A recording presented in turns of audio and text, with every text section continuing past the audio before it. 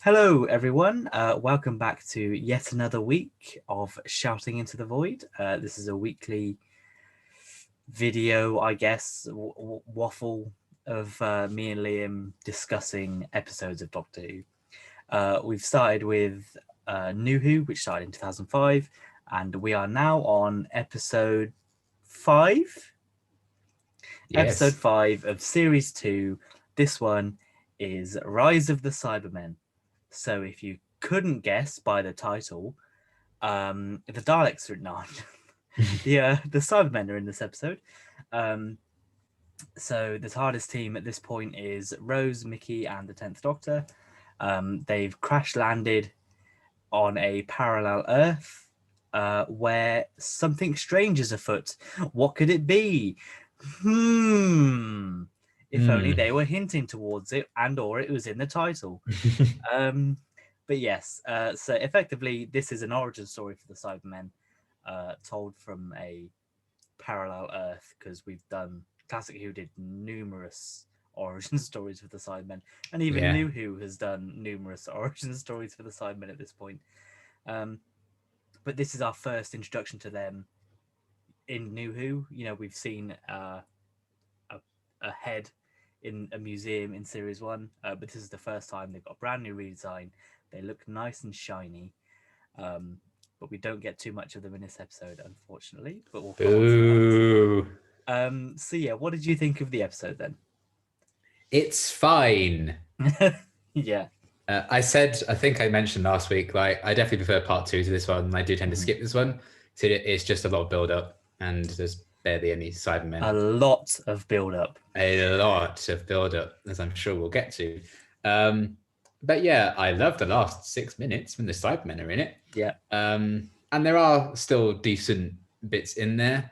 I think a lot of it would be maybe more enjoyable if it wasn't a lot of stuff that I feel like the show's already explored, in regards to like Rose and Mickey, for instance. But yeah, the cast is still good. It's fun to see a parallel Earth, I guess. You know, I guess more so because we know it's going to come back in quite a big way in the finale. And yeah, Simon are my favorite villains, so it's nice to actually see them introduced eventually. But yeah, it has some moments of like, oh yeah, that's bloody good. A lot of moments of that's stupid. A lot of moments of this is very 2006. And yeah, it's a mixed bag for me, but I don't hate it. Yeah, I'm pretty much on the same page. I think it's not, again, and we say this every time we have a not great episode. Not every episode of Doctor Who has to be great. This effectively does serve its purpose of setting up the two-parter. This is very much a setup episode, unlike previous two-parters where there's been more to it, I think. But yeah, it's by no means the worst episode I've ever seen, obviously. And it won't be the worst episode we ever see, because there's plenty more to come in Series 2. Yeah. But I think for me, so far, this is probably the weakest of the episodes we've had. Wow, okay. Even more so than New Earth. I think so. Wow. Well, it depends where my rating stands towards the end, because I don't keep track. But, okay. Interesting. But watching it, I was kind of a tiny bit bored at times. Maybe it's because I've seen it so many times, and I think that hurts it, because when it's something like this, which is very much build up, you don't want to keep watching it. It's kind of like the first half of Endgame, when you're just there going, come on, get to the time travel, come on, let's go. Yeah, I'm like that with Civil War as well. The first hour is all set up, and like after that it's great. The first hour is just such a slog to rewatch. And obviously, if you don't watch these, you don't watch the movies, and you don't watch the episodes that often, you're not gonna feel that, because it will still be semi-fresh. But I think I've just seen it too many times that it's kind of like, okay, I know what this is setting up. I don't need to see it all. But even so, it's even more hurt by having the Cybermen in the title. Like, why are you dragging this out? We know what they are. Yes. You put them in the bloody next time trailer. Yeah. So I think we'll come on to that in the worsts. So effectively we try and do 3 bests and 3 worsts. The positives come first, and then the negatives always almost lead to a tangent, and they probably will this week. But we will start with the positives. So what is your top best point? Cybermen. Cybermen. Uh-huh. What little we got of them, granted. But when they did show up, they're great. I love them. Any episode that has a Cyberman in it, I'm going to at least like, just because it's Cybermen. I think just the concept behind them is so creepy to me and so interesting. I think they're still very relevant to, society today, even when they were first introduced. Way back when I was minus 30. Yeah, oh Christ. And yeah, it's nice to kind of get to their introduction again. I think the designs of them look really cool. And they certainly, for me, saved the episode a bit with them crashing the party at the end, quite literally. And yeah, just it really elevated and raised the stakes for the last few minutes. I like all the attack scenes. I like their creepy presence. They hated them a lot throughout the episode, but I did enjoy the eventual reveal we got of them like marching towards the house and they like slowly come into focus. That was all very good. And yeah, I love them as villains. I'm biased. It's going to improve any episode having Cybermen in them for me, for the most part. And yeah, I look forward to actually seeing them properly in the next one to see how I feel about it all over again. But for me, they're easily the most exciting part of the episode. Yeah, that's definitely. And I think the episode knows that as well, which is why it keeps you waiting for them. Yeah, my first best bit is to do with yours. It's a realistic origin, I think, for the Cybermen.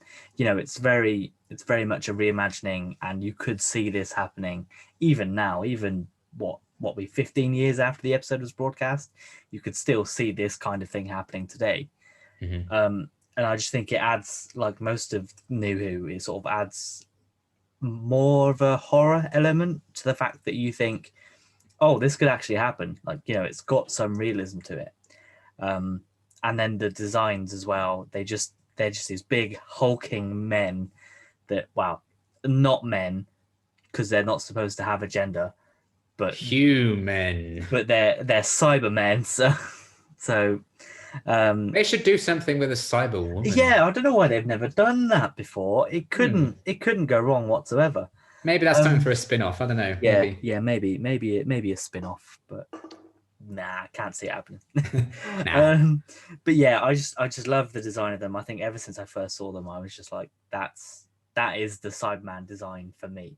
And I do like the sort of classic Who Cybermen designs, and I like that they bring the Mondasian ones back further into New Who. Yeah, the Mondasian is my favorite design, the OG. Yeah, I think these ones are, I think, for what they make the Cybermen out to be in the new series, I think these ones do really work well.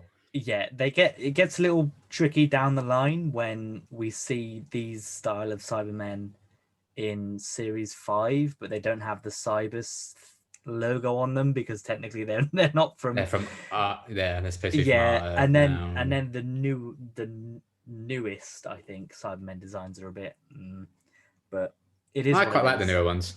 Oh well, but I think at the time when this aired, these costumes look really great. I don't think they look so good nowadays because they've already been redesigned a few times. I'm like, why are you still relying on these? Like the bronze Dalek design is timeless. Yeah, I don't think the Cyberman one, this one, should still be around New Who today. But that's just me. Yeah, and because that is something with the Cybermen, is that their design has always evolved. Effectively, with every regeneration, there's been a new version of the Cybermen, and they kind of kept that so far ish, because I mean we had this one with David Tennant. We did have the Iron Man-esque ones with Matt Smith. The Mondasian ones technically came back, and that you could argue that Capaldi had that version, and even Jodie Whittaker's had her own version of the Cybermen and the Time Lord Cybermen. So they do evolve, but I think this is very much the basis for New Who, definitely. And I don't think it's bad. I think the sound effects definitely help you think that it's metal and it's a proper steel man. Yeah. Even if sometimes, if you look closely, you can see that it's not really wiring; it's just like a mesh trouser leg. Yeah. And when he stomps down the stair, you can kind of see the thing move. I'm like, yeah.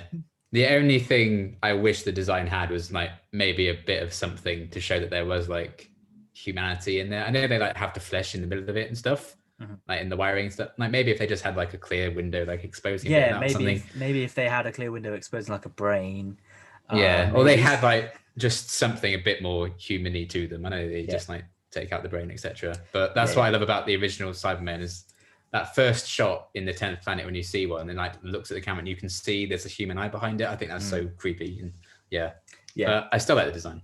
Yeah, definitely. We're already on a tangent, but yeah, the Cybermen origins and design. I could talk about the Cybermen for like 65 million hours, so it's fine. Yeah, I think they're definitely a standout from this series as well. And obviously, spoilers, they come back in the series finale. What? I know, right? And that's great because they're not in the bloody title. Yeah, although they are in all the bloody trailers, but still, it's better than this. Yeah, at least they don't spoil the other villains that are in the finale. Oh, I can't wait. I can't wait for that. But yeah, so yeah, I think definitely the Cybermen are our highest praise goes to them this week. Best boys, silver boys. What is your next positive? The scene where the homeless people get upgraded and it plays The Lion Sleeps Tonight. Yeah. I think it's so close to being terrible. It easily couldn't work. I think for some people it might not work, and I get it. But for me, I found that really creepy watching it earlier. Just hearing those screams and then seeing the machines going, even though I don't exactly know if that's the most practical way of it happening, like just this big spinny thing with all the devices on. No, and they changed that eventually, down the line in New Who. They did change from a weird spinny thing to like a put you in a frame and whatever, I don't know.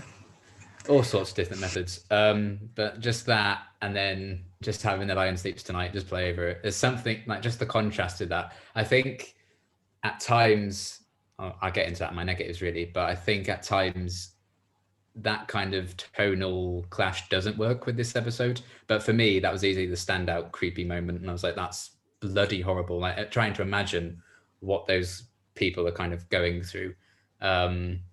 Just listening to The Lion Sleeps Tonight is bloody hilarious, but also very disturbing. And it's just the body horror of the Cybermen on display at their best, I think. And that's what makes them so creepy villains for me. It's the fact that we could so easily become them, and maybe we still will one day. Ooh. But just that whole scene, I think, is so like blasé and so OTT, but in a way that works and makes it creepy. So I loved that whole scene. It was very, very disturbing and unnerving. Yeah, it's Mr. Crane, isn't it? He's the I guess. Oh, bloody hell! I'm Mr. Crane. The secretary, the I don't know what his role is, because he doesn't drive the truck. I guess he's just a manager. Yeah, right-hand man-esque kind of thing. Old friend of Lumix, whatever. Yeah, I think he's great, and he does help sell that scene as well. Because I think if it was just if it wasn't him and his personality, I don't think it would have worked. Because you kind of see that he's this showman-esque type character when he's enticing the homeless people into the van to start with. Because that I think sets the bar, because you already know that he's, well, not uncaring, but he just sees this as work and as a job rather than seeing them as people. And maybe he'll get some character development in that. Who knows? I'm sure he'll live either way. Yeah, he definitely won't. He definitely won't die. Obviously, he's the best character. He becomes the companion, I'm pretty sure, after this. Yeah, so. Exactly. But yeah, that's fair enough. That scene is a great scene. It's one of the things I remember of this episode. Just because it's so strange, it's so weird. Yeah. We haven't sort of seen, I don't think we've seen a moment like that in Doctor Who so far. No, there might be one in series 1 maybe, but yeah, it's very good. Yeah. So my sort of next positive, kind of out of left field for me, I think, was Pete Tyler. Oh, okay. I enjoyed Pete was back. We hadn't seen him since Father's Day. Obviously, this isn't the Pete Tyler from Earth, from our universe. this is the successful Pete Tyler. If his plans did go ahead, and somehow, if you're the only gripe I have is this one. Somehow, if you're the head of a soda manufacturer, you get the seat next to John Lumick, and you're like one of the heads of the company. I'm like, hang on a minute, how is he this important? Yeah, he makes soft drinks. Maybe because we don't really, we just see a poster and we see he has a nice mansion. Maybe he's supposed to be like literally as if he was the inventor of Coca-Cola. yeah. Maybe that's the level. I think he has a line where he's like, "Oh, Lumick bought my company, so I kind of like work for it." But even so, I'm sure Lumix like bought a lot of companies, and like you're the one he flies in for this huge crazy meeting about because it's not turning like people into robots. He doesn't. Maybe he does have. Well, I guess if this is sort of all coming to me now, because he has ties to the president. Maybe he was invited to that meeting because Lumick knew the president was going to the birthday party. Yeah, that's true. Afterwards, because he finds that out from Jackie, doesn't he? Mm. But even so, they're still on the phone before that, and he's even sent her the earpods beforehand, so they clearly know each other before this, and they clearly have a relationship there. That's not explored very well, but still, Pete Tyler, I think, is just a breath of fresh air. He's the only person that seems sane in this whole episode. He just doesn't give a shit about what Jackie's saying. He's like, what are you? He just doesn't care. I moved out. I don't care what you're saying. He just seems to be, and obviously it's spoilers for the next episode. It's revealed that he's like part of the rebellion type thing. So that's probably why he's more switched on and not as sort of brought in than everyone else. But yeah, I just think the actor's great. And I'm sort of gutted that we don't get more Pete after series 2. I think he makes an appearance in Journey's End. No. Is he not? Is he not on the beach? No. Oh, then never mind then. So yeah, it's a shame we don't get more of him, because I do enjoy him. I enjoyed him in Father's Day. I enjoy him in this episode. And it's very interesting to see how Rose could have turned out. How much Rose held them back. It's good to see how successful he could have been if things had gone the right way for him. Which is obviously something that everyone wants to know. Like, you know, if just one thing happened differently, you could be a millionaire, which is how life is, unfortunately. Yeah. But yeah, so what's your sort of final positive? The whole kind of ending sequence with the Cybermen attack. I kind of cheated a bit. I was like splitting it, I guess, with the Cybermen are great. They saved the ending. But I just think the sequence as a whole, you know, not just the Cybermen, I like everything kind of about the build-up. The Doctor kind of piecing it all together, like, oh, Cybus, well, shit. You think you would have clicked with that a bit earlier, but that's okay. And then just when Rose is like just been told off by Jackie, and then the lights all flash on, she's like, what the hell? That's all really cool. Them deleting the president. To announce your arrival, let's turn on the floodlights. Yeah, we're here. Them smashing through the party, and president dying. Whoops. John Lumick just being crazy. That man's insane. I really thought I was going to hate his performance. I don't think it's particularly great, but again, something about it kind of works. Not entirely, but still. Even him like taunting them was funny. All the characters kind of being brought back together for that final conclusion when they're all surrounded and stuff. I thought that was very well done. Pete coming with them as well. Jackie being an idiot, going down to the basement, all these random people just being killed. It was a really exciting way, I guess, to wrap the episode up with the interesting cliffhanger. How will they get out of it? Who can say? Who knows? Who knows? But yeah, I did love the entire kind of final sequence. Yeah, that's my final positive as well, is the cliffhanger / cyber invasion. Just obviously it's been built up throughout the whole episode, and when they do come into focus, and even Rose, I think, kind of realizes who they could be, because obviously she knows who the Cybermen are from the museum, and there's probably some book where she's met them before anyway, I don't know. Maybe. But yeah, I think just that build up and the confrontation between the president and Lumic, even if it's Lumic via the Cybermen, is really well acted, I thought, especially from the president's side. What happens if I refuse? Yeah. But the only issue I have with it is, why do they kill everyone just because the president refused? I thought that as well.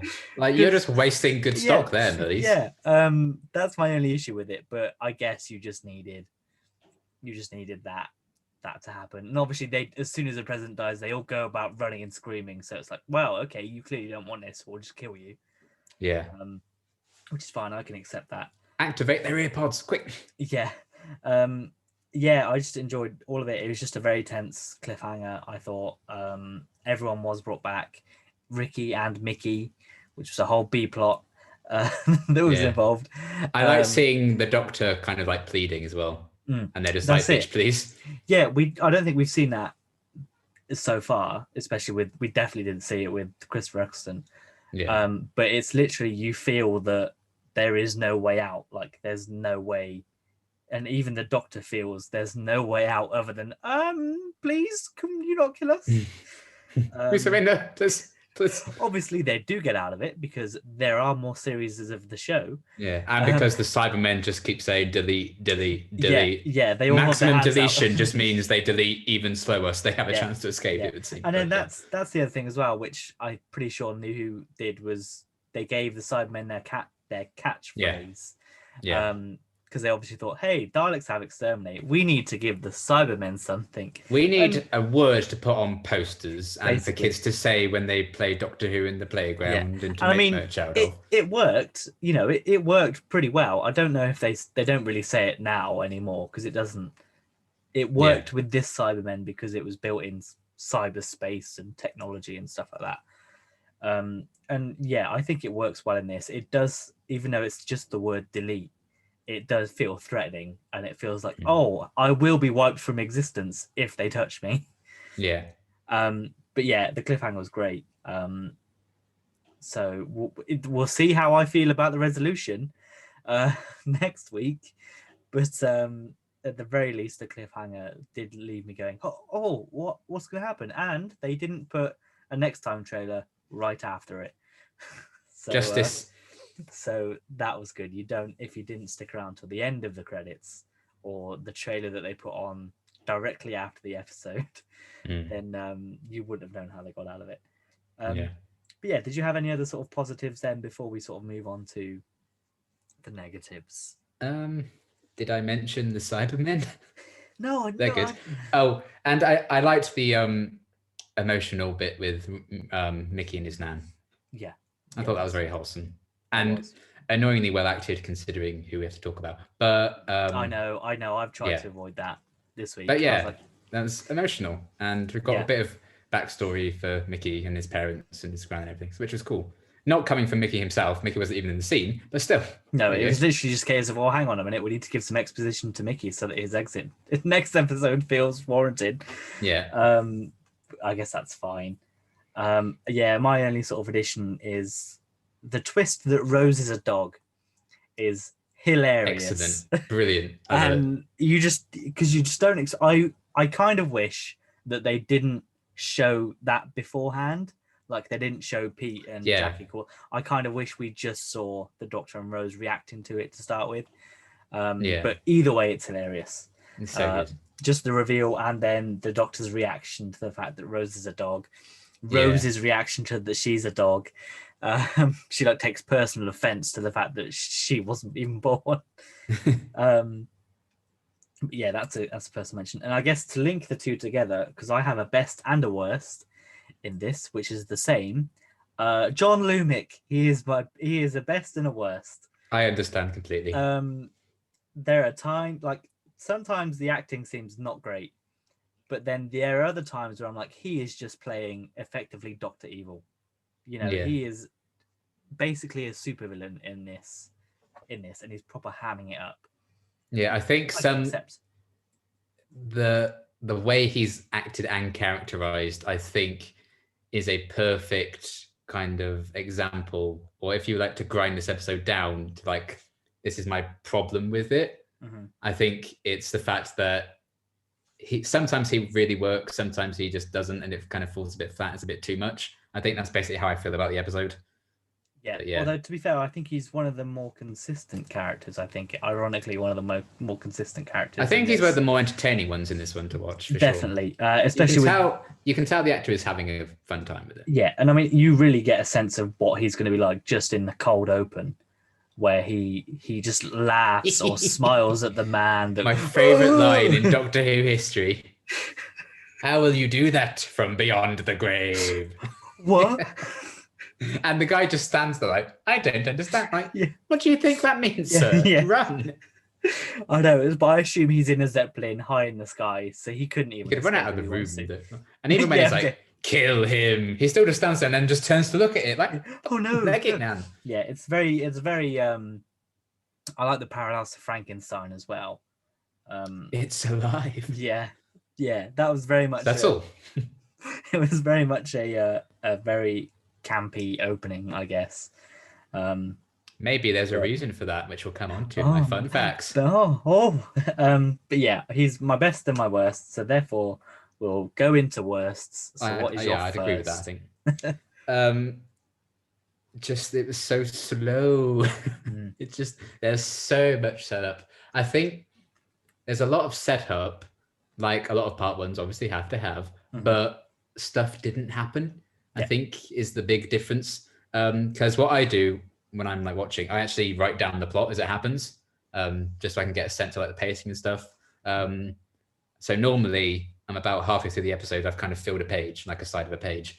I'd barely filled half, like 19 minutes into this episode. I was like, that's not great.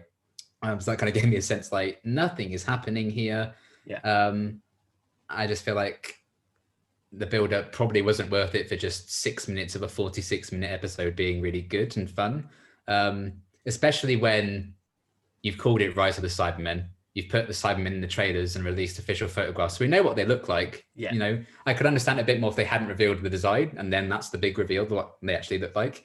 But yeah, that just makes it feel very slow. I think what they are exploring, which could be interesting if you hadn't seen other episodes before, but we've done the Rose's dad is dead shtick before. Mickey being left out and neglected by Rose and the Doctor in this one as well. We've done that 25 million times. So it's just like, yeah, okay, been there, done that. And, you know, the Preachers, I think, are good and fun, interesting, but... Terrible name. But they don't get much to do, particularly in this one. But yeah, it took a very, very, very long time to get going. And if there was ever a part one episode, I feel like this might be the one. So yeah, it's just, if you like watched it for the first time, I think it'd be fine. If you watched it for the first time and, you know, you closed your eyes during the title, I think it might be even better. But yeah, it was just a very, very slow episode until the last 6 minutes. Yeah, I think even at one point, like, there's a line about how the Doctor doesn't know anything about Mickey. I think they say it like twice. I'm like, you're just having the same conversation twice, except one's in the TARDIS and one is outside when they split up. And I'm like, yeah, one time Mickey's telling you don't know him, and the next time Rose is telling you that you don't know him. Yeah. So yeah, it does feel that maybe this one, basically, it feels like they had enough story for a bumper hour-long episode, but they couldn't get the hour-long episode, so they had to put it in 2 45 minutes, and therefore this one needed a lot more padding. Yeah, I don't know how it worked to make it like a two-part stuff. Would you still have enough material? But it would just be so like the cold open has a Cyberman in it that's around and walking. Just have them turn up on this parallel Earth, and there are Cybermen there. You know, it's could have just done something like that, but I'm not a professional writer, so screw me, I guess. Yeah, you don't know what you're talking about. No idea. But yeah, I do agree that the pacing is slightly off. But my sort of first negative, and this one took me by surprise, was the Doctor. I thought this was going to be it when you said it. I don't blame him in the slightest. Yeah, just because, especially at the start, he just seems so uncaring, angry. I get you're stuck on a parallel Earth, and I get that you think your TARDIS is dying, but there's no need to be like, just take it out on your companions. It just seems too like, like the way he just sort of, when Rose obviously sees Pete's poster, the way he just like straight away just cuts her off. I'm like, whoa, there is no emotion there whatsoever. You are like, that is a lot to take in for someone to see their dead dad alive and successful, let alone their then best friend, boyfriend to turn around and say, just fucking ignore him. Don't look at him. Just forget about it. Just forget about it. And to be fair to Mickey as well, you do see him, he's the more caring one because he, as lit as it is, puts his arm on her shoulder in like a more of an emotional way than I thought the Doctor does. And then he obviously lashes out at Mickey in the TARDIS when he thinks it's, and I'm just like, it just. When they're both just like laughing at him at the start, I'm like, come on. Yeah, and that I was just like, this is the only one I think where I've thought, wow, this Doctor's a dick. And it's not. I thought that. I think that a lot during some of his tenure. I think for me, wow, I'm gonna die, boo-hoo me, I'm perfect and I shouldn't regenerate, 10th Doctor. I don't see how great Martha is because I'm not over Rose, 10th Doctor. And when I get in Rose's pants, 10th Doctor, like my trifecta of the times I don't like 10. So this is like one of those, I'm just like, come on, buddy. I know, like, no second chances. I'm that sort of man. You've already seen your dad once. You can't talk to him again. Yeah, how dare you? But yeah, it felt a bit strange. Yeah, I mean, I can get... Part of me understands what he's like towards Martha because there's a whole... Nobody is themselves after a breakup, I guess is how I'd put it. And then for me personally, because he was my Doctor, well, my favorite Doctor, I don't have the annoyance that other people do when he's like refuses to regenerate. I'm like, that's only in like the last 5 years I've kind of been like, oh, I don't like that. At the time I was like fucking devastated alongside him, but and I understand. I think to be fair, I think we're going off tangent again, but I think every Doctor's entitled to their whole I don't want to change, and I think Capaldi does that as well, because it is to them literally dying. And anyone's going to be like, I don't really want to die, but at least I kind of live on, but I don't want to die. So I can understand it. But I think I just prefer, like, ultimately 12 embraced it, 9 embraced it, 11 embraced it. I just like 10 never quite did, and that just like that's not a great message to like let's hate the next Doctor, everyone, because I didn't want to leave. Yeah. I think that didn't help. It's a character flaw. He's very, very vain. They stuck with that, so it's fair. Yeah. But yeah, in this one, this is the first time, and to be fair, I think even like overall, this is the first time I've sort of thought, he's not a very nice man, and at least in the start of this episode. Even technically when he laughs at the fact that Rose is a dog, that's not a nice thing. I was going to say that as well. Like, he was literally trying to comfort her about that. Then I know it is very funny, and David Tennant plays that laugh so well. Yeah. But I'm like, that's a bit of a dick move. I was like, that's very harsh. Like, you're either being mean to Rose, like, what are you doing here? Yeah, I know. But yeah, so I was surprised that I wrote him down, but I don't think it's unjustified. And I think it makes me not like the story as well, because if you don't like your main characters, then you're not going to want to watch the episode, really. Yeah. But yeah, so what's your next worst point? I just wrote, the TARDIS is dead. Oh, wait, no, it isn't. Yeah.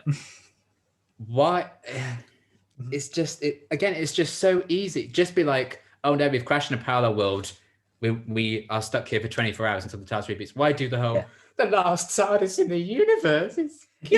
Even so, like, why 5 minutes? Why have the whole scene where it's like, oh, I just gave away 10 years of my life? I'm like, you don't need this. It adds unnecessary complexities to the lore and how long he's lived for. I'm like, it doesn't make any kind of sense. What are you doing? Just say, it needs to recharge. The time vortex is gone. There's nothing left. The TARDIS is dead. Oh, look, there's still a bit alive somehow because we need it to get back, and we need it to get out of the cliffhanger. That's the one reason. Like, fair play, you set up the cliffhanger resolution. Fine, you've sown the seeds. Well done. However, it's a shit one. It's stupid. It's bloody stupid. Yeah, like, it's just. It'd have been so easy to just cut out the whole, we can never get back to TARDIS dead, because literally 5 minutes later he finds that thing anyway. Just be like, well, I guess we're stuck here for 24 hours. Let's look around. Well, so easy. That's what makes me think that maybe this was supposed to be a one episode beforehand, and that they had to stretch it into 2, because you don't need that. You can just say, oh, the time vortex is gone. yeah, because I had whatever. It's like, but luckily it has a backup system that after 24 hours of rest, it restores itself. Whatever. Yeah. Because obviously it must do, because he even says like the Time Lords could do it when they were around. Like, so how would they have done it if not with a TARDIS? But that's a whole other thing. But yeah, I feel they didn't necessarily that, and obviously it's definitely put in there to be like, oh, by the way, here's the way we're going to end the cliffhanger. Yeah, and it's like just the idea, like the least powerful part of the TARDIS. He was like, oh, it's just one single cell. No one even really bothers about it. That's the thing that kind of keeps its power. Like, how does that seems a bit strange. Exactly. Yeah, I agree. Because if it's a one episode, you don't need that cliffhanger, so you don't need that tiny bulb, so you don't need that whole the TARDIS. You don't need it. Yeah, because it literally saves everyone's lives and gets them out of the cliffhanger. Yeah. That's what makes it like a bit more annoying to me. Yeah, no, that's fair enough. But yeah, and just the giving away 10 years of my life. I'm like, you don't even need to add that line in. Just say it's recharging. It will take 24 hours. You don't need to say and breathe on it and say, oh yeah, I'm like, it doesn't matter. Yeah. Because it's not even like regeneration energy that obviously River does to Matt Smith, and then the 10th Doctor eventually does to his hand. It's not just that. Breathes on it. It's like in The End of the World, if he went, I give you air from my lungs. Then goes, I just gave away 10 years of my life, Rose. And this is another thing, like, obviously I mentioned it last week about how he had telepathy in that episode. I'm like, where's that come from? And he's never going to use it again. I don't think he does this again, but it's there. No. It's thrown in there. And I get, maybe it's just to be like, oh, how quirky and unique. How alien I am. Yeah. I told you we go off on tangents for the negatives. We always go to town with the negatives. Like I don't even hate the episode that much, but there is just so many things I'm just like, oh. I know, I agree. I even my rating I've got here, I'm like, that's not a terrible rating, but for some reason it's like, this is bad. Yeah, it's not even like, I feel it's justified by it mainly because, like you were saying, like, oh, you might have seen this episode loads and loads of times. That kind of takes the effect away, the impact of it. I haven't seen this episode in at least 10 years, and I'm still like, yeah. So sort of my sticking with characters, my next worst is Rose. What a surprise! What? We praised her last week for being a decent companion, taking up some time with Renette. This one, she is just back to being selfish and jealous. It's literally every other episode, isn't it? Yeah, and it's not even because of Mickey this time. She's just, as soon as she sees her dad, she is just laser focused that I'm gonna manipulate everybody to do what I want to do and go and see my dad, even if it means throwing away the other companion because I don't want to do what he wants to do. I only want to do what I want to do, and I know that the Doctor's going to do what I want to do. And I hate that she gets away with it, and she's actually kind of proved a bit right to be like that because it then connects to the big mystery of the Cybers. And but it's just, and it's very convenient that Pete Tyler's involved in this because, again, one of my nitpicks is that how is he involved at a high level with this? So it's just very coincidental. And then she's like, even when they're in as the waiters in the party. And the Doctor's like, oh yeah, Lucy, one of the other ways. And she's like, who the fuck is Lucy? I'm like, I hate that so much. Why? Why are you you were fine with Renette last week. What's wrong with, it was Sarah Jane the week before who you hated. And now it's Renette, which is fine. And now you hate this woman. I just don't know. Oh, that's Lucy, is it? Yeah. She looks fine to me. She looks like she's having a good time. Leave her alone. I know. I was like, what is wrong with, like, this is a man that travels through time. Of course, he's going to be charming to everyone he meets so he can get information out of them. Oh, her this week, again. I just wish they'd do a proper arc. It just feels like we're going up and down. It's a constant back and forth with her. And constantly. Like this week, she's like completely dismissive of Mickey and his wants and needs. Yeah. Next week, she's like, but what if I need you? What if I need you? Like, yeah. It's ridiculous, and part of me, and this is why, when I was younger, I used to think Rose was like the best companion, but since growing up, I think she is the worst companion.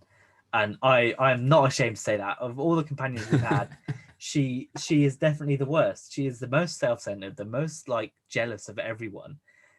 She's not even the most like useful. You know, she doesn't do things in the episode. She's very much just there to be the audience's way in. It wouldn't be as bad if they didn't like try and make it out like she's the perfect companion, which they obviously tried to do. Because like even like Martha obviously is smart and she has a medical degree, so that comes into use.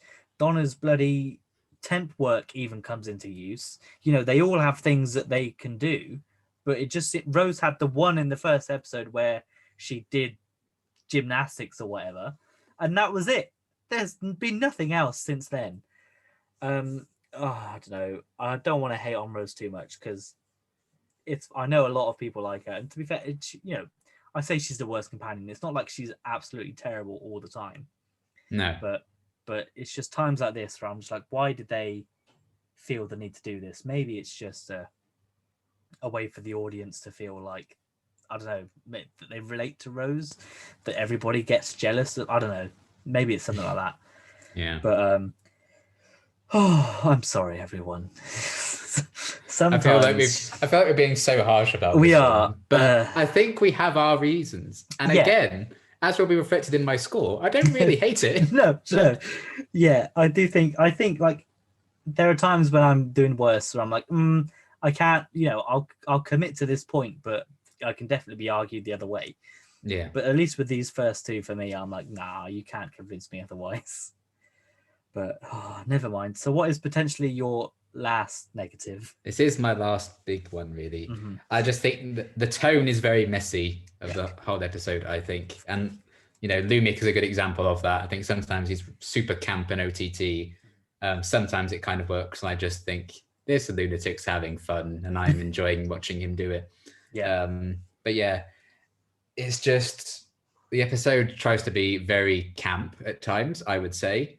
Like Lumic as a character, I think he's very camp. The Lion Sleeps Tonight.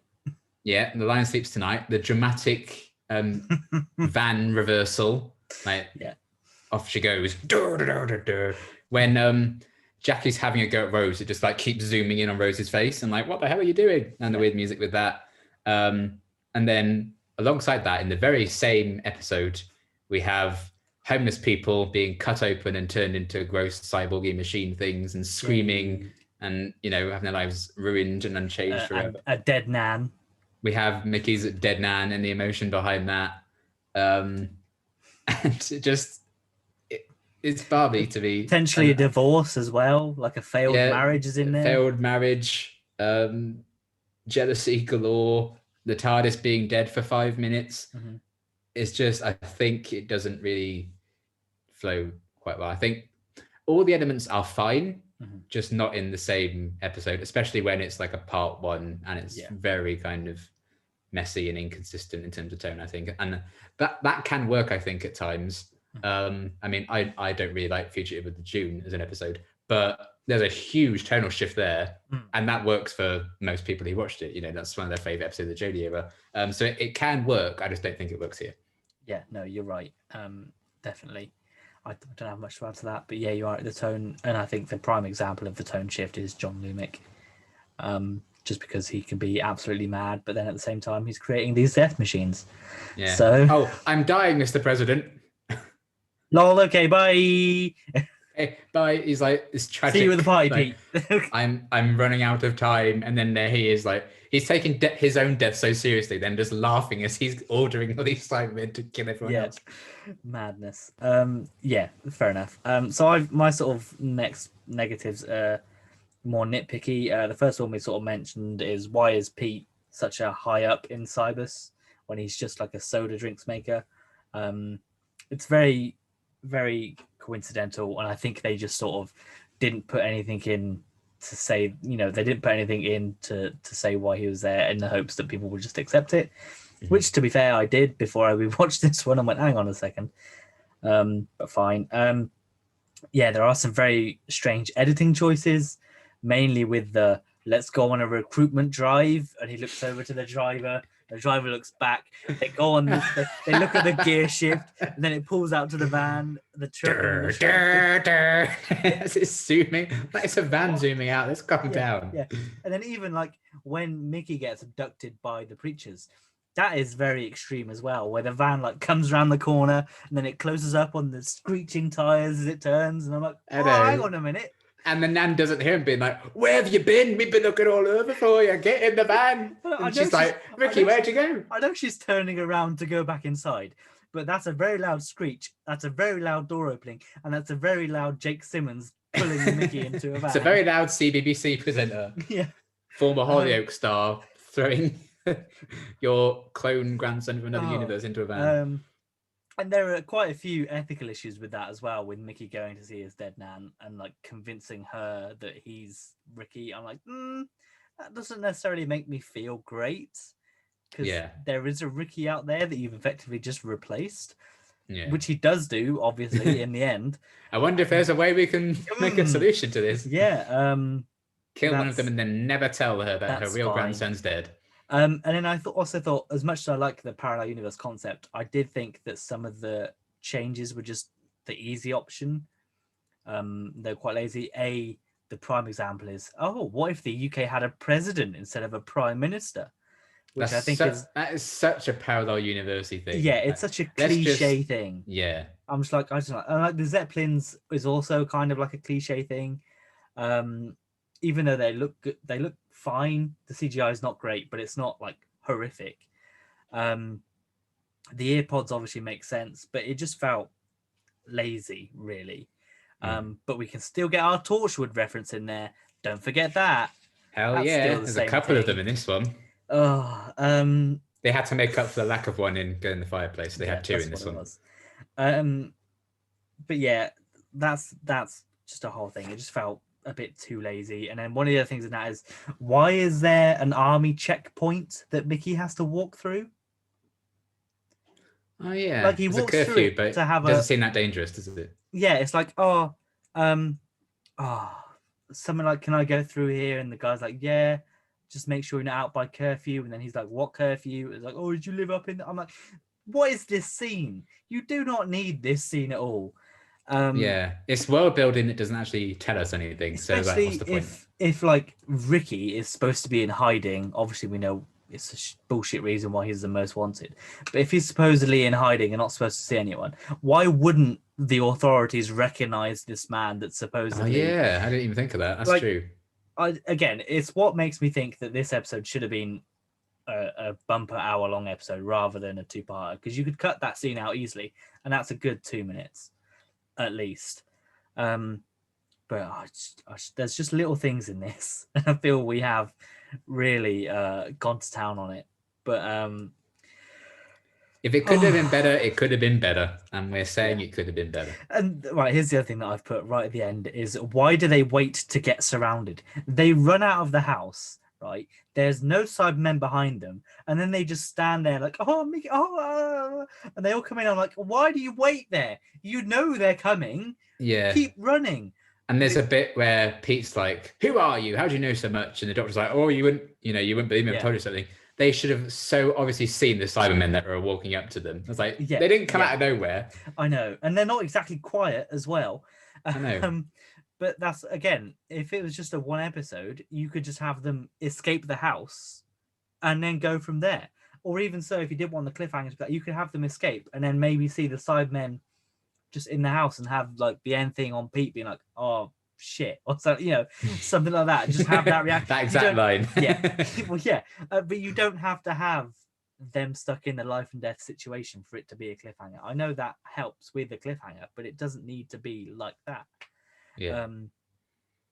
But yeah, it just again, I feel we've gone too hard on this for what we're probably going to score it.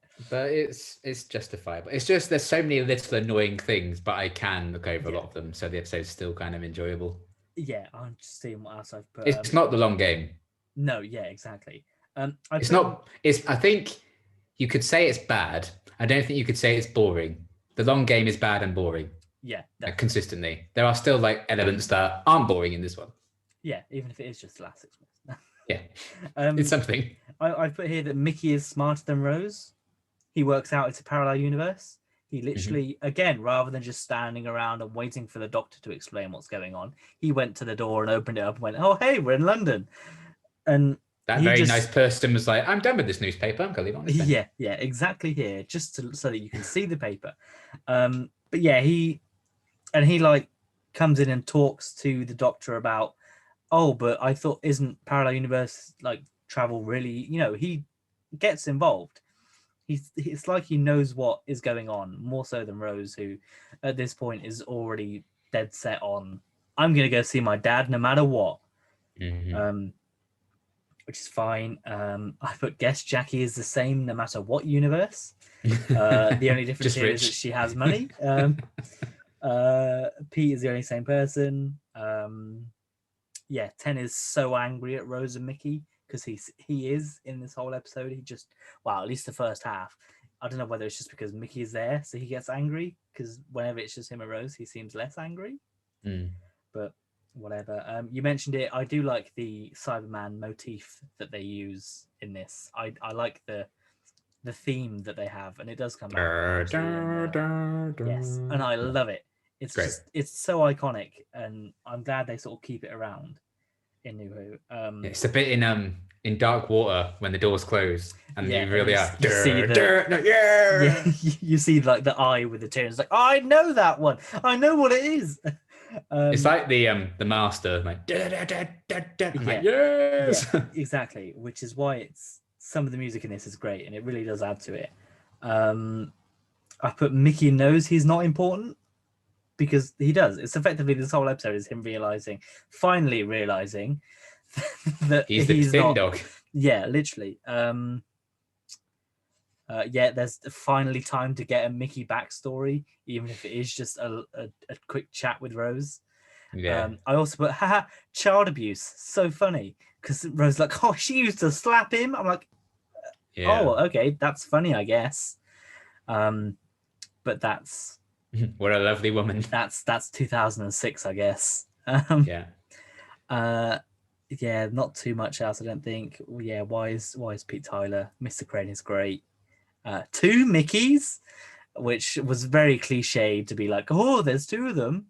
But I didn't mind it. It was fine, and you can't tell that it's not the actor when they're in. Yeah, I think they did a really good job actually with making it look like they're both in the same. Yeah, even when they're like literally in the same shot and Rose is between them, like you don't think they've just superimposed one on the other. Yeah, which is good. Yeah, but episode meanders a bit, which we discussed with the tone and the pacing. Yeah, it's all building up to the Cyberman reveal, even though we already know that they're in it.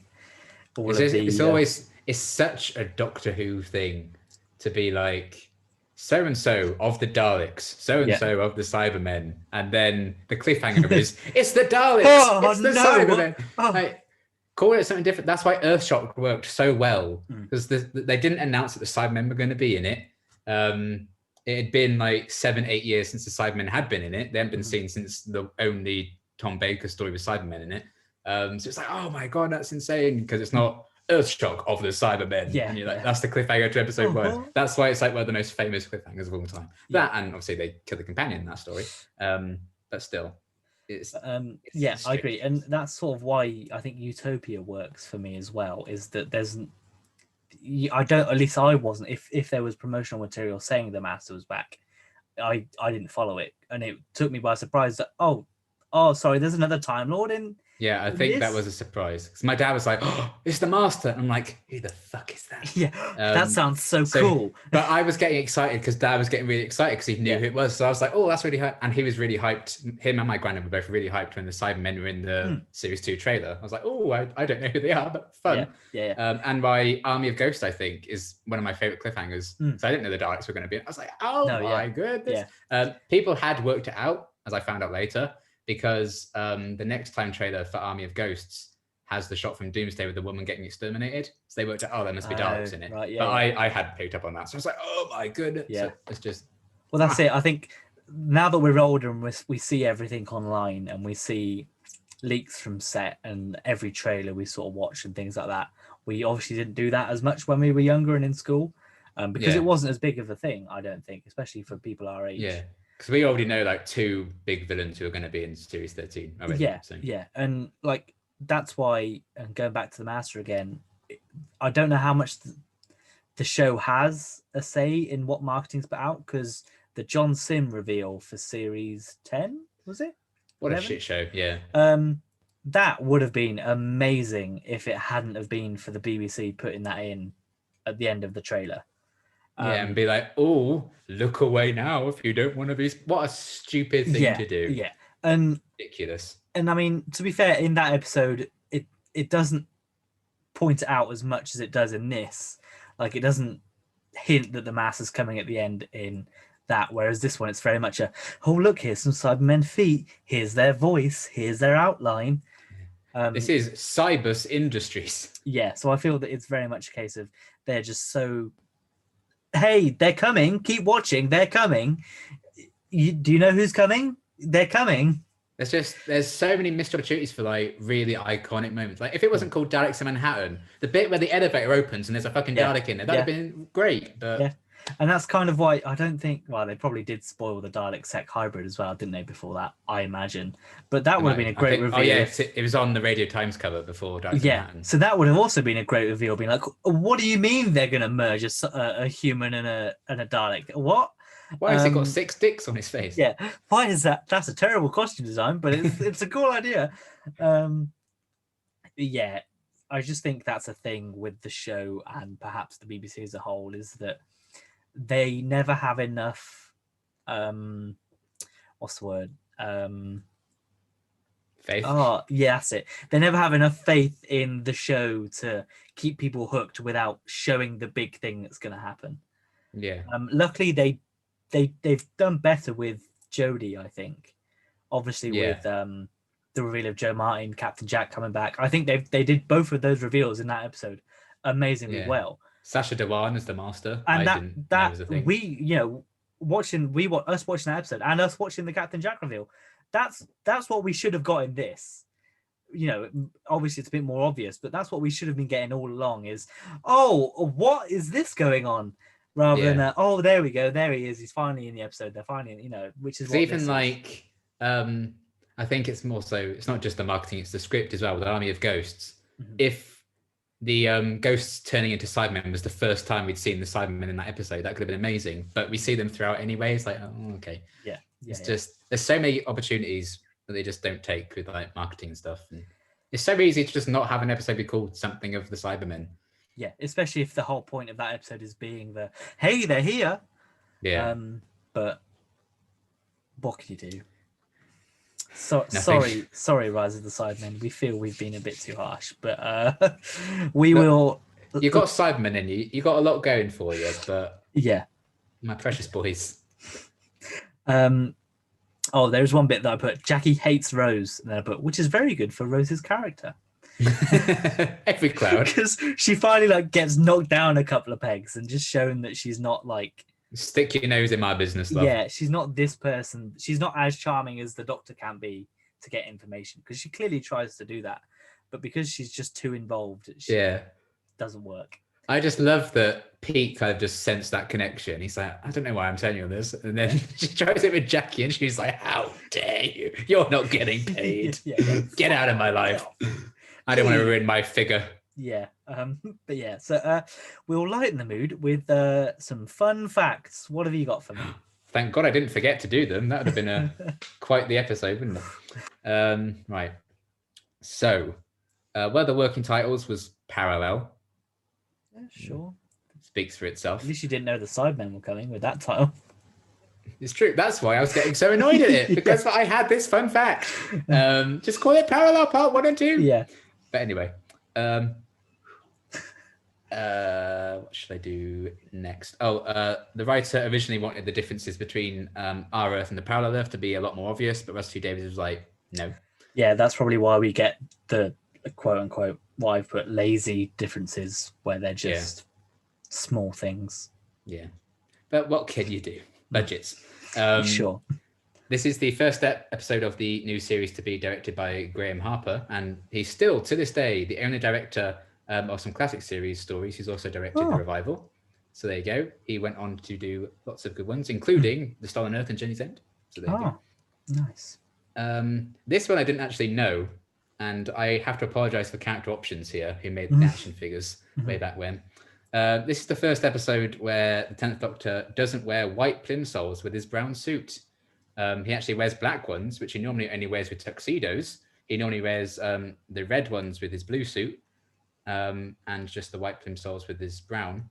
And this only happens again in the Impossible Planet, Other Monsters and Fear Her, where he doesn't actually coordinate in the other way, which I had no idea about. So does what about Lazarus Experiment?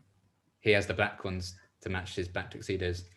So yeah, I thought when the figures came out, I was like, lazy bastards, they didn't paint the red on his shoes. So I thought he only had red ones, but there you go, you learn something new every day. So apologies, Character Options, for actually making accurate figures, and I hated you for years for it. Jackie celebrating her 40th birthday was a small reference to it being 40 years since the Cybermen first appeared when this story aired. So that was an intentional thing. So 39, 40. This is the first story without any extraterrestrial, aka alien elements, other than the Doctor and the TARDIS, since Black Orchid in 1982, fifth Doctor story. So long time. The Cyberman's teardrop motif on their eye returns with this design. It's the first time since the 80s stories, since Earthshock onwards, because they didn't have it then. So they made a grand return in this one, and they've kept it ever since, which I like because I love the teardrop. The pre-credit sequence was written by Russ T Davies because he wasn't happy with the original version of it. So campy, there you go. This is the first time the words "to be continued" are used in Doctor Who history at the end of an episode. That seems what really? What? We've had like two parts before this. What's going on? Yeah, it's just been the logo and then the credits roll. But it's the first time I've actually said "to be continued" because they've permanently moved the next time thing to the end now. So well done. It only took you many, many, many decades. The TARDIS time rotor was actually going to be blown up and shattered at the start when they crash, but they could not afford it, so they cut that out. Surprise. Yes. It's obviously they take some elements from Spare Parts. The Big Finish thing is based on that, much as Dalek was based on Jubilee, and they even had to pay the writer of Spare Parts some money to use some elements of it in this story. So there you go. And finally, the original script had many more preachers in the roster, and these characters actually survived up until the auditions. So they actually held auditions for characters they then cut, including one called Esme, and someone who auditioned for that part was one Freema Agyeman. I wonder if she's going to get another role in series 2. No, I suppose definitely not. That was her three, cousin. I'm pretty sure that was her cousin. Yeah, you're right. Sorry, that was Agyeman Freeman. That was terrible. Arima Fred? No. Can you mute yourself, please? Yeah, I will. It's all right. We're coming towards the end now. It's been a long day. Yeah, that was my fun facts to lighten the mode. The mode. I said tone and mood at the same time. God, this episode's broken us. It's finally happened. It's been a long one this week. So with that, then, what are you rating it out of 10? I'm going to give it a 6. A solid 6. I've gone for a 6.5, and I thought I was being harsh. Oh, there we go. Look. Nice. There you go. Yes. Well, I gave Girl in the Fireplace a 7. And I much prefer that to this. So I was like 6. Yeah, I think my Girl in the Fireplace for me was 8. So yeah. If anything, I was tempted to go lower. So there you go. Yeah, I mean, I was like, well, straight away as I watched it, I was like 6.5. Like I didn't have to think about it too much. But this is still higher than New Earth for me. So there you go. To be fair, this is also higher than New Earth by 0.5 for me. But all is not lost. And yeah, maybe I'd probably watch this more than New Earth. Thinking about it, I don't know. I'll have to watch them back to back at one point and decide which one I was on my phone more with. Was it New Earth or was it this one? Oh, this one just has Cybermen, so I'm always going to prefer it. Yeah. Brill. That's it then for this week. Obviously, this was a 2-parter, so next week we will be back with Age of Steel. I wonder what that could be about. Probably not not the very short Age of Steel. Yeah, it's like Age of Ultron. It's actually like 3 days. Yeah, it's not going to be Cybermen because the Cybermen aren't in the titles, so it can't be the Cybermen. Obviously, must be something else. obviously we've sort of hinted at towards through this chat. What are your thoughts about the next episode coming up? I'm pretty sure I prefer it. I guess we'll see. I mean, there's Cybermen consistently through it, which I enjoy. I think I guess they don't necessarily round up Mickey's character arc because we see him a couple more times, but I think he gets a good arc for this two-parter and a temporary exit from the show. I think they do that very well. I love the cyber controller. He's cool. So I'm looking forward to seeing Lumic ham it up as that. And yeah, some stuff with Ricky, all of that jazz. I think there's some cool, sad moments like with Jackie and her ultimate fate in this one. And the preacher lady, I forgot her name. Oh yeah, Mrs. Moore. That's it. Who's not really Angela Price. That's it. Yeah, Angela Price. Rest in peace, that actress, by the way. She died like last year. Yeah. But yeah, I think I really enjoyed the Age of Steel quite a bit, so I'm looking forward to checking it out. Yeah, this is very much a case of this is the action episode. This is the episode you've been waiting for. You could have just skipped last week's because they will do it previously. They'll do it previously in this one, so you'll be fine. Because if we compare this to the Dalek two-parter, if you watch Bad Wolf, there's a semi-plot in Bad Wolf. There's an arc in that one with them figuring out the games. This one, it's very much just the start of the arc for the two-parter. Yeah, I think tonally this one's so much better. Like I think it gets quite dark, and I much prefer that. Yeah, definitely. Yeah, especially towards the end when they start stopping the Cybermen. Very dark. Yeah. Although I've always thought, hey, I'd find it pretty cool if I was a Cyberman. It's always been in my head. I'm like, hey, I could live forever. I would be a big metal man. I would not have to worry about anything at all. And I'm super excited for the Where's Gareth scene. Oh, it's unlucky the night before. I've already been researching some fun facts about that scene. My God, it's not a fun fact, but it's dark. Okay. So I'm looking forward to getting to that. Oh, well, that'll be next week. So if that's a cliffhanger for you at home. Yeah, if people want to stick around and get depressed next week, then by all means subscribe. Oh, and I'm really looking forward to the Cybermen doing their dance. Oh yeah. Oh Christ. Yeah, maybe this isn't going to be as good as I thought. It's always the way. But yeah, we'll get there next week. Let us know in the comments what you thought of the episode. If you enjoyed it, if you feel we've been unfairly harsh. Which I'm sure some people probably will. I mean, 12.5 out of 20 is not bad. It's over average. Yeah, and like we've said many a times, every episode of Doctor Who does not have to be the best episode of Doctor Who. There can be episodes where it's just an episode of Doctor Who. And this is just one of them episodes, I think. It's just another episode of Doctor Who. Yeah. So there's nothing... It's kind of a necessary one because you have to have a part one if you're doing a multiple part story. Yeah. So that's always going to be to its detriment for the most part, I would say. But it doesn't mean it's bad. And then all you got to think is at least this isn't Classic Who where this part one would have been 3 weeks. Yeah. So imagine if we don't like the next one and then we have Idiot's Lantern. Oh, and then I don't think I'm even that much of a fan of like Impossible Planet and Saint. And then it's the Monsters in Fear.